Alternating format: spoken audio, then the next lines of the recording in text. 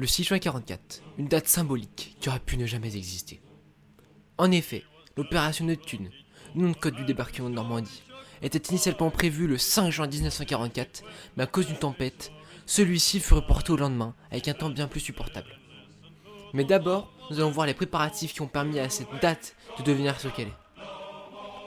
Pour cela, il y eut l'opération Fortitude, ayant pour seul but de faire croire un débarquement allié dans le Nord-Pas-de-Calais.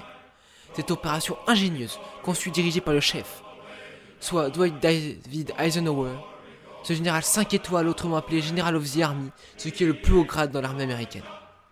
Celui-ci imagina une ruse à base de chars gonflables ou encore de faux navires dans les ports.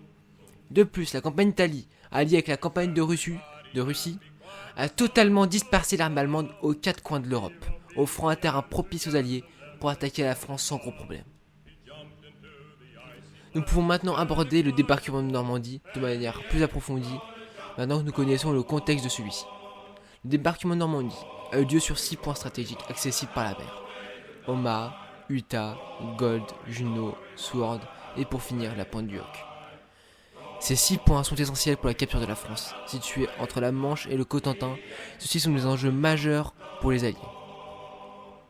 En effet, si ceux-ci arrivent à y prendre place, cela permettrait d'envisager la libération de l'Europe. C'est ainsi qu'une dizaine de divisions alliées sont arrivées en Normandie représentant plus d'1 million d'hommes.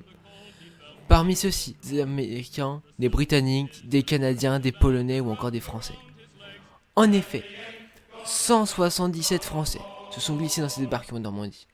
Ça s'appelle le commando Kiefer, reconnaissable à leur béret vert, qui ont pris place lors du débarquement aux côtés de troupes britanniques. Avant de détailler plus sur le débarquement qui a eu lieu sur ces plages, laissez-moi d'abord vous parler des anges gardiens ayant facilité le débarquement allié. Les troupes aéroportées telles que la 101e division du major général Maxwell D. Taylor, ou encore la 82e division du major général Matthew B. Ridgway. Ces divisions sont arrivées par planeur pour certaines ou en parachute pour d'autres. Elles ont toutes été confrontées au même défi en ce 6 juin 44 aux alentours de minuit, soit la flaque allemande, ainsi qu'une armée bien mieux organisée que prévu. Ces divisions ont pour but de prendre de nombreux lieux comme Sainte-Mère-l'Église, qui est tristement célèbre, que ce soit pour le parachutiste qui est resté accroché, ou encore pour les pertes qui ont été générées. De nombreux ouvrages, comme le Pegasus Bridge, étaient aussi leur objectif, puisque celui-ci permettait aux blindés de traverser les rives de l'Orne.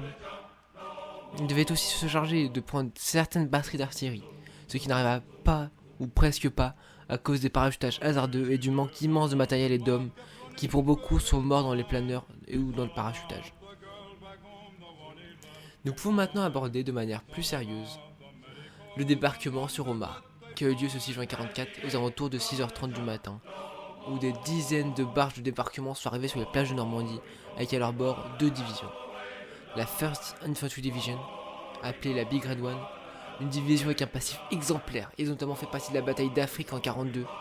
Cette division d'exception est accompagnée d'une n'ayant jamais pris part à aucun conflit, qui n'est ni plus ni moins que la 29e division d'infanterie.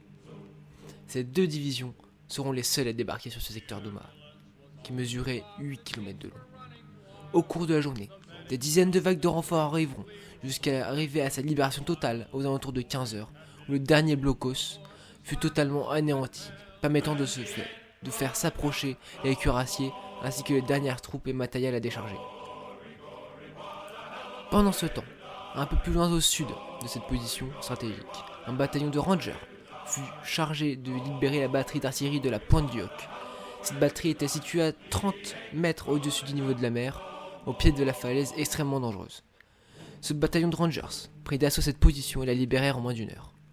Mais cette mission s'avère être un échec, cuisant, puisque les canons que les alliés pensaient ici avaient en fait été reculés dans les terres de plus de 1300 mètres. Ces pièces d'artillerie furent néanmoins détruites aux alentours de 10h30 par une patrouille de rangers partie en reconnaissance. C'est ainsi que se déroula le débarquement de Normandie du côté d'Omaha et de ses terres.